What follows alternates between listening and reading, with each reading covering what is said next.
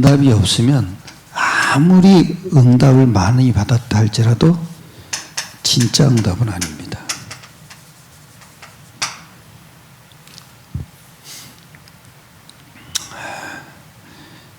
기독교인들에게 진짜 응답은 나에게 제자라는 응답이 오는 겁니다. 이게 받아야 진짜 응답입니다. 제자의 특징은 그냥 제자가 아닙니다. 증거와 믿음을 가진 제자입니다. 믿음이라는 것이 무엇이고 신념이라는 것이 알아야 제자입니다.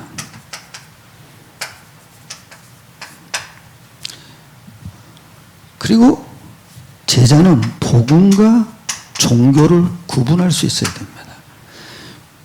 복음은 뭡니까? 믿음입니다. 제자는 뭡니까? 신념입니다. 이걸 구분할 수 있어야 진짜 제자입니다. 신념이라는 것은 사람으로부터 나오는 겁니다. 그러니까 증거와 근거가 없습니다. 두 번째, 믿음은 하나님께로부터 온 것입니다. 그러니까 하나님이 주신 것을 믿는 믿음이기에 증거를 가진 믿음입니다. 우리에게는 세 가지 증거가 있어야 됩니다. 1절과 3절과 8절입니다. 교회가 되기 위해서는 교회라는 근거가 있어야 됩니다. 그게 내 신앙의 근거입니다. 우리는 따로 분리할 수가 없습니다. 교회에서 믿음을 배우고 교회에서 믿음도 성숙해지는 겁니다.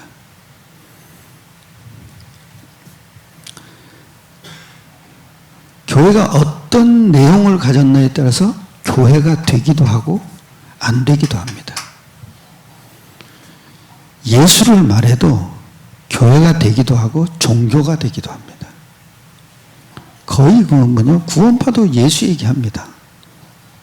근데 이상하죠? 죄사함만 강조합니다. 구원받은 날만 강조합니다. 사탄을 한 번도 얘기를 안 합니다. 교회의 시작이 있습니다. 초대교회입니다. 120명이 모여서 오순절날 성령의 충만함을 받았습니다. 이게 교회의 시작입니다. 교회는 성령이 오셔야 됩니다. 성령이 오셔야 우리의 믿음이 지속되는 겁니다. 그 믿음이 뭡니까? 그리스도와 전도입니다. 더 중요한 게 뭡니까? 예수 이름입니다. 이 사이에. 내가 하나님이 있냐 없냐는 증거는 예수 이름입니다. 그래서 교회라는 것은 성령이 부어졌냐 안 부어졌냐에 따라서 교회가 되기도 하고 안 되기도 합니다. 그 교회가 뭡니까? 내 신앙의 근거입니다. 사도행전 1장 1절입니다. 이게 첫 번째입니다. 데오빌로야, 내가 먼저 쓴 글에서는 무릇 예수께서 행하시며 가르치기를 시작하신부터. 그게 뭡니까? 누가가 데오빌로 각하에게 편지를 쓴 겁니다. 내가 먼저 쓴 거예요. 누가복음을 쓴 겁니다. 누가복음의 핵심은 뭔지 아십니까? 예수가 그리스도라는 겁니다. 거기에 아주 구유에 누인 아기를 보리니 이것이 너희에게 그리스도라는 표적이나 그랬습니다. 참 이게 중요합니다. 예수가 그리스도라는 표적을 정확하게 얘기를 합니다. 그게 더 중요한 게 뭐냐? 누가가 의사입니다. 의사로서 할 수 있는 얘기를 한 겁니다. 잉태했다. 그래서 자식을 낳았다. 그게 뭐냐? 성령을 잉태한 사람이다. 이게 아마 산부인과 의사인지는 모르겠습니다만 그런 걸 이렇게 기록을 해놨더라고요. 그리고 첫 번째입니다. 그리스도는 창세기 3장 15절입니다.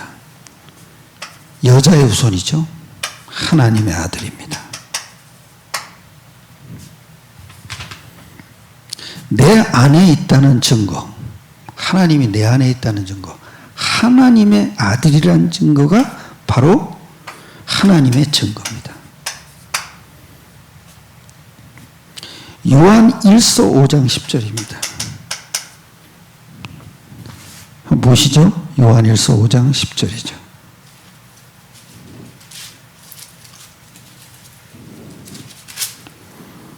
거기 그랬습니다. 다 같이 합독하겠습니다.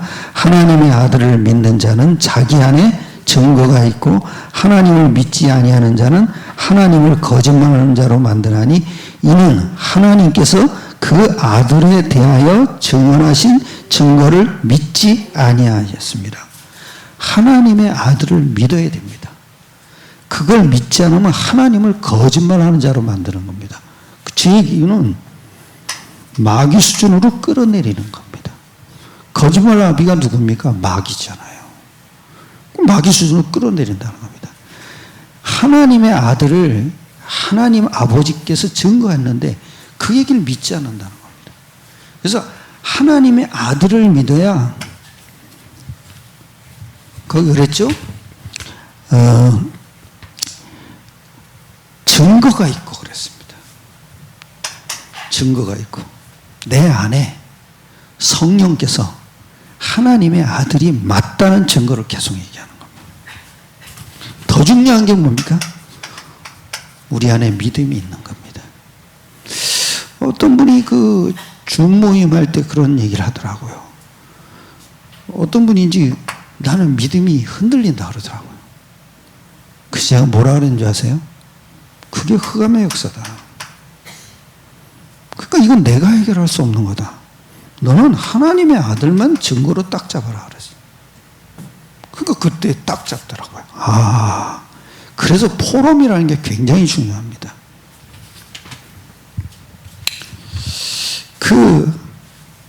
하나님은 아들을 증거했는데 하나님의 아들을 안 믿으면 하나님을 거짓말하는 자로 만드는 겁니다. 우리의 신앙이 뭐예요? 첫 신앙의 시작이 하나님의 아들입니다. 이 참 중요한 말입니다. 이래야 믿음이 지속이 되는 겁니다. 요한일서 4장 15절입니다. 아주 또 중요한 말을 했어요. 4장 15절 다 같이 누구든지 예수를 하나님의 아들이라 시인하면 하나님이 그의 안에 거하시고 그도 하나님의 안에 거하시느라. 하나님의 아들을 시인해야 된다는 거죠. 그러면 그도 하나님 안에 거하시고 하나님도 그 안에 계신다 그랬습니다. 그게 뭐예요? 임마누엘이죠. 그리고 요한복음 14장 9절입니다. 빌립이 아버지를 우리에게 보여주소서 하고 질문을 합니다. 그랬더니 예수님이 직접 증거를 얘기하십니다.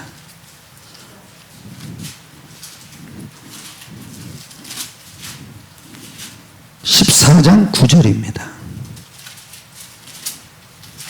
꼭 여러분 성경을 근거로 해서 얘기를 해줘야 됩니다.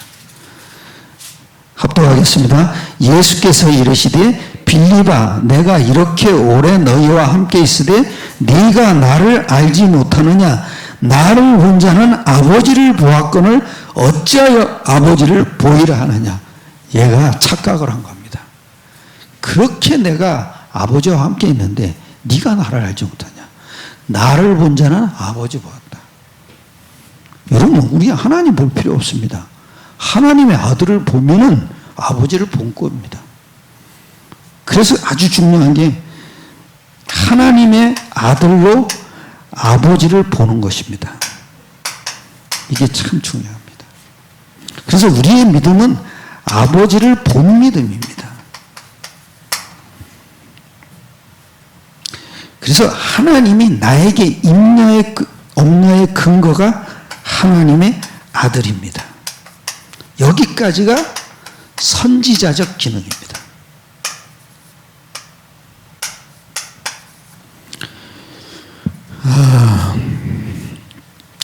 한번 더 보세요.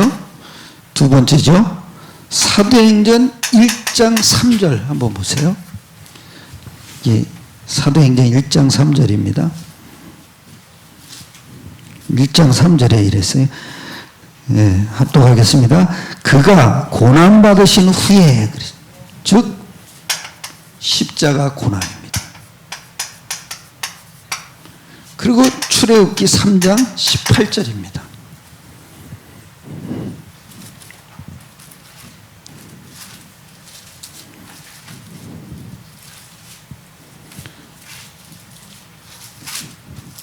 거기 그랬죠?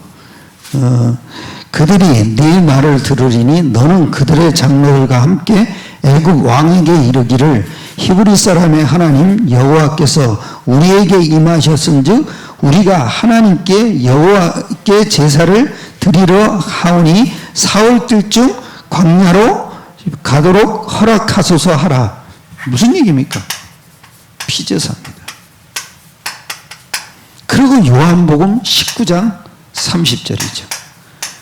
이 사건을 다 이루신 겁니다.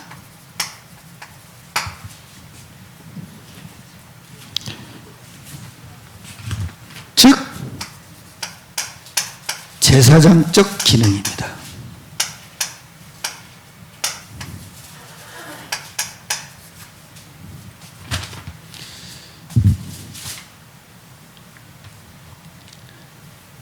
세 번째입니다. 사도행전 1장 3절입니다.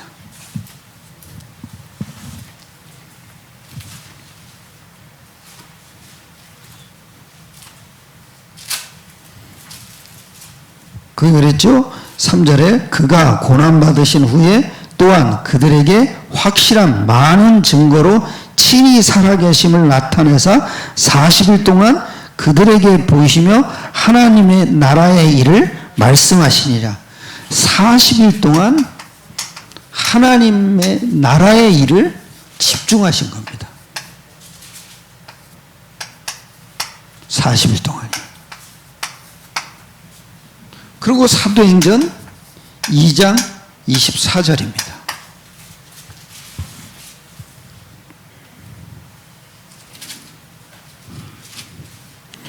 (2장 24절) 다 같이 합독하겠습니다. 하나님께서 그를 사망의 고통에서 풀어 살리셨으니 이는 사망에 매여 있을 수 없음이라.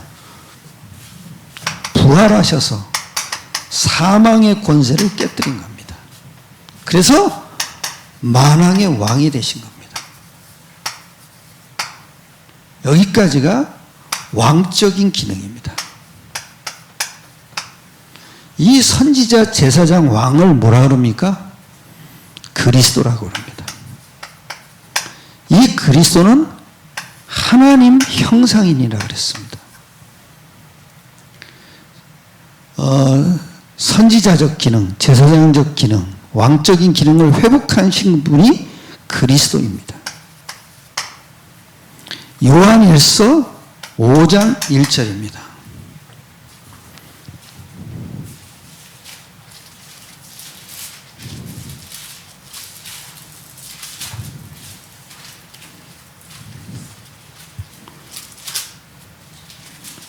요한일서 5장 1절입니다.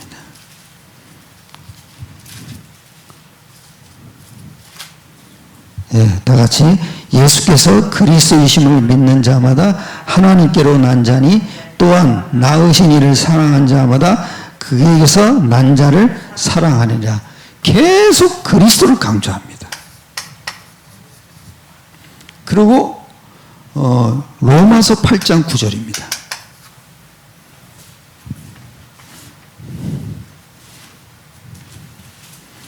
여기도 또 그리스도가 나와요. 8장 9절입니다.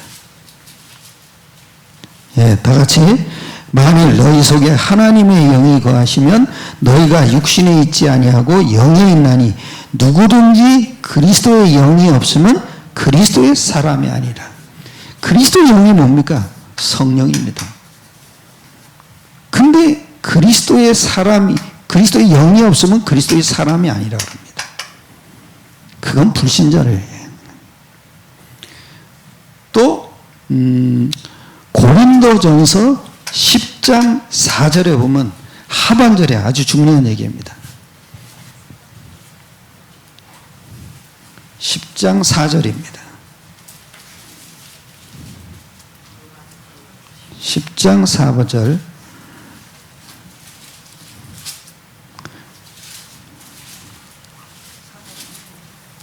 네, 다 같이 합독하겠습니다.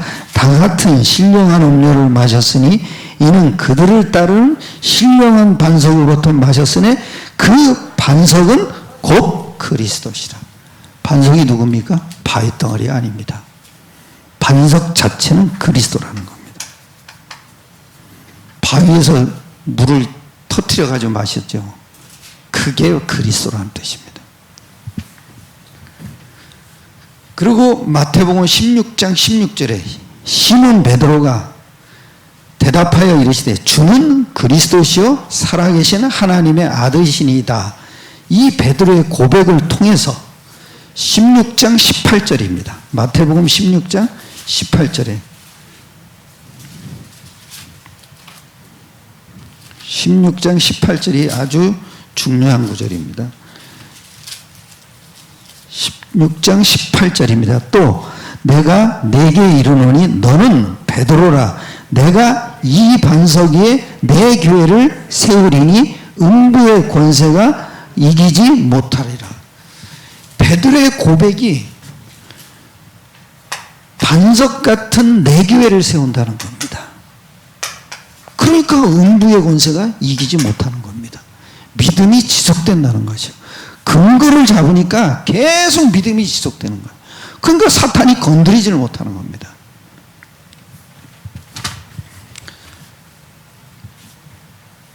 교회는 그리스도가 있는 곳입니다.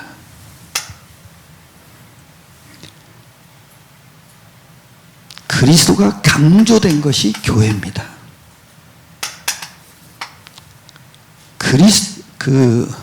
교회의 내용은 그리스도입니다. 선지자, 제사, 왕을 똑같이 얘기해야 됩니다. 안식교는 토요일이 안식일이라고 강조를 합니다. 이건 완전히 성경 가지고 장난 노는 겁니다. 그리고 먹을 거 먹지 말라고 먹어야 될 것만 먹으라고 그럽니다. 거기는 순대도 안 먹습니다. 왜냐? 돼지 피가 묻었다고요. 혓바닥도 안 먹습니다. 그 맛있는 거를 안 먹는다고요. 그 안식일의 특징입니다. 이거는 교회가 아닙니다. 엉뚱한 걸 가르친단 말이에요. 그리스도께서 다 이루었는데. 그리고 여호와의 증인은 여호와만 하나님이라고 강조합니다. 이것도 교회가 아닙니다. 구원파는 죄사함만 강조합니다. 낱낱의 죄를 다 회개해야 구원받은 나를 강조합니다. 또 이거는 제사장만 강조하는 겁니다. 순복음교회도 뭐만 얘기합니까? 성령만 강조하고 방언만 강조합니다. 왕의 일만 강조하는 겁니다. 베레아도 맨날 사탄만 강조합니다. 거기 가면은요, 사탄 내쫓는 기도가 굉장히 많습니다.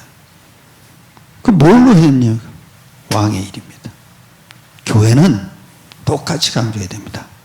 선지자, 제사장, 왕이. 그걸 뭐 그리스도라고 합니다. 우리 교단만 그리스도를 강조합니다.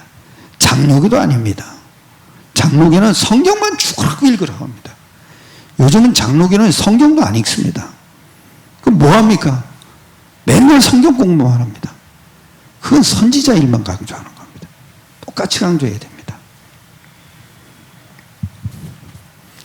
교회는 근거가 그리스도입니다.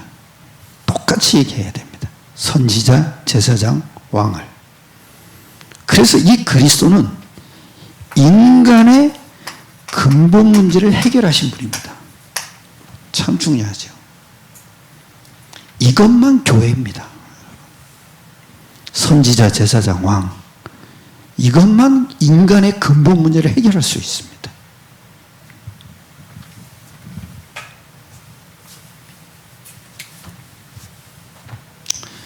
두 번째입니다. 사도행전 1장 3절입니다.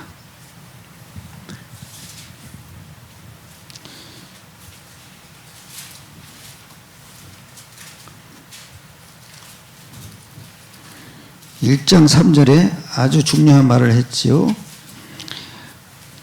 3절에 다 같이 그가 고난받으신 후에 또한 그들에게 확실한 많은 증거로 친히 살아계심을 나타내사 40일 동안 그들에게 보이시며 하나님 나라의 일을 말씀하시니라.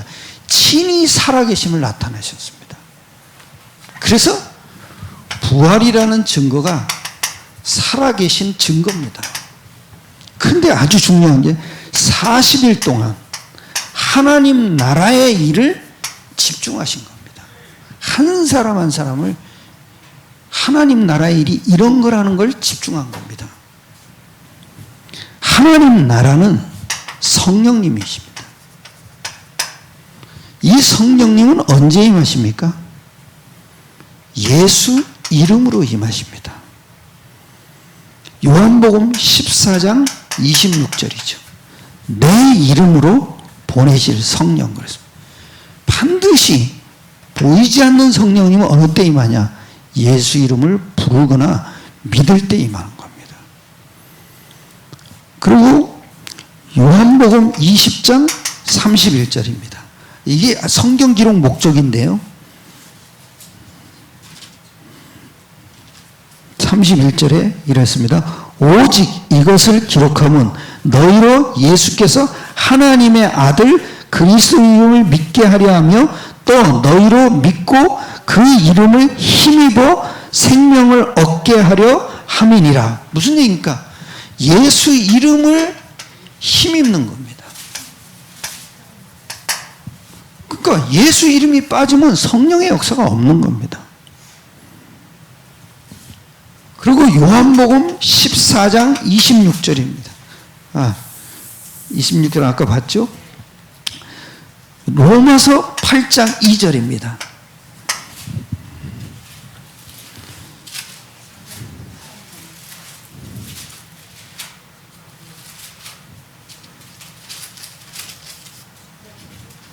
장 2절에 같이 합독하겠습니다. 이는 그리스도 예수 안에 있는 생명의 성령의 법이 죄와 사망의 법에서 너희를 해방하였습니다.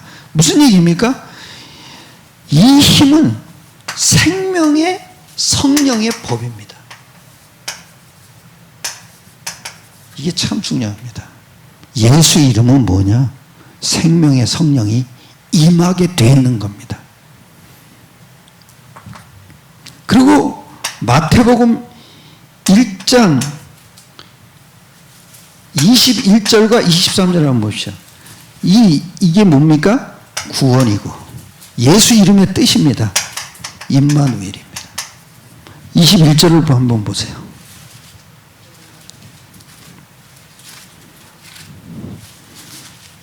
(21절) 같이 아들을 낳으리니 그 이름을 예수라 하라. 이는 그가 자기 백성을 그들의 죄에서 구원할 자였어요. 구원입니다. 그들의 죄에서 구원할 자입니다. 사탄의 손에서 구원할 자랍니다.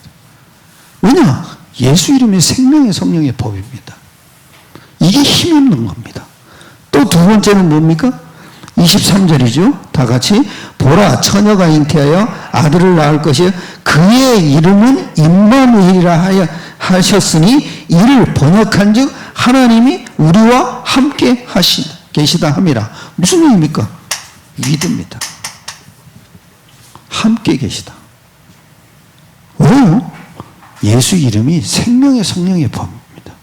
그거 당연히 함께 하시는 겁니다. 그리고 이 이름을 갖고 있는 사람을 보고 뭐라 합니까? 고린도후서 5장 17절에. 여러분 꼭 적어놓고 가르쳐줘야 됩니다. 제가 성경을 일부러 지금 찾고 있습니다. 왜냐하면 여러분도 그렇게 하라는 얘기입니다. 17절을 한번 보십시오. 다 같이.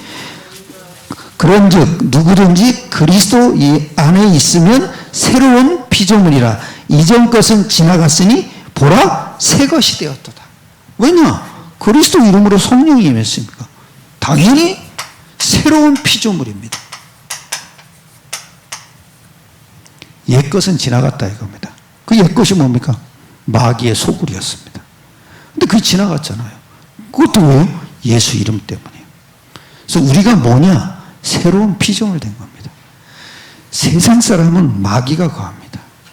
근데 우리 안에는 예수 이름을 믿기 때문에 성령이 당연히 거하시게 되어 있습니다. 왜냐? 예수 이름은 생명의 성령의 법입니다.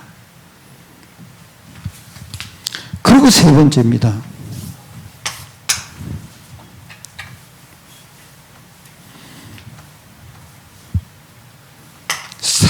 사도행전 1장 8절입니다. 땅 끝까지 우리를 인도하시는 겁니다.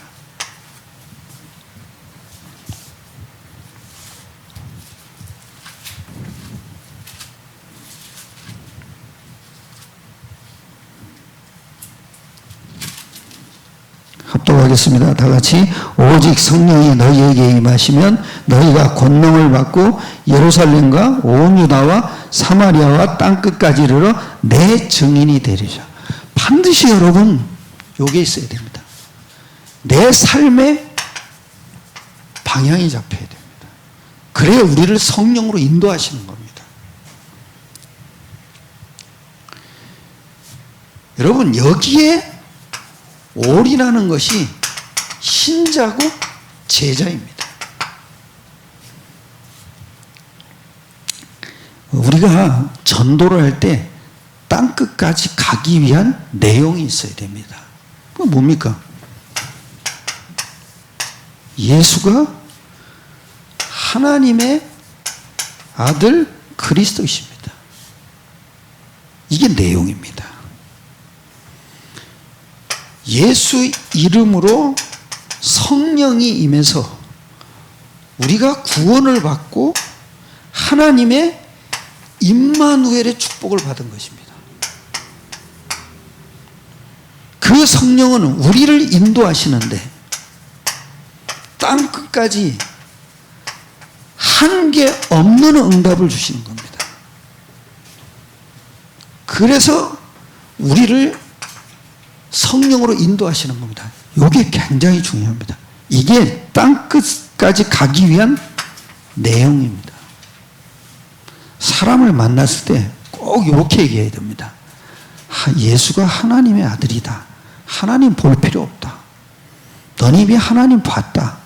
그리고 예수가 누구냐? 그리스도다. 그게 뭐냐? 내 인생의 문제 해결자다. 그리고 더 중요한 건 뭐냐면 성령으로 우리를 인도하십니다. 그러려면은 방향이 딱 잡혀야 돼요. 내 인생의 방향이 딱 잡혀져야 됩니다.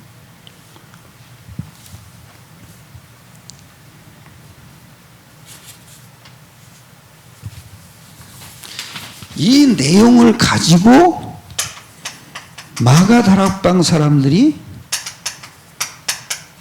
사도행전 1장 14절에 보면 오로지 기도에 힘쓰니라 그랬습니다. 그러니까 사도행전 2장 1절로 4절에 보면 바람 같은 불 같은 성령을 부어주셨습니다. 사도행전 1장은 성경 전체를 요약한 것입니다. 이런 후에 주님이 다시 오실 겁니다. 어떤 분이 재림을 안 먹는다 그래요. 근데 저는 뭘 믿었냐? 약속하셨으니까. 그분이 이루셨기 때문에 반드시 오실 거라 그랬어요. 어떤 청년도 재림이 안 믿어진다 그러더라고요. 그래서 내가 그분이 약속하시고 다 이뤘지 않냐. 그 약속을 이루신 분이 약속하셨으니까 반드시 오실 것이다. 여러분, 우리는 간단합니다. 사도행전 1장 1절이 근거입니다. 그 예수가 그리스도라는 근거입니다. 사도행전 2장 1장 3절은 뭡니까? 예수 이름으로 성령이 오는 겁니다. 그리고 사도행전 1장 8절은 뭡니까? 예수 이름으로 땅끝까지 전도하는 겁니다. 이게 우리의 믿음의 근거입니다. 그래서 우리는 반드시 증거를 가진 믿음입니다. 우리의 믿음은 뭐냐면 하나님이 주신 증거를 가진 겁니다. 그러니까 우리는 당연히 믿어지는 것입니다. 한 주간 더 승리하시길 축원합니다. 기도드리겠습니다. 하나님께 감사드립니다. 우리에게 참 믿음의 근거를 가지고 성령으로 우리에게 깨닫게 하시고 역사해 주심을 감사드립니다. 모든 걸 주님께 맡겨드립니다.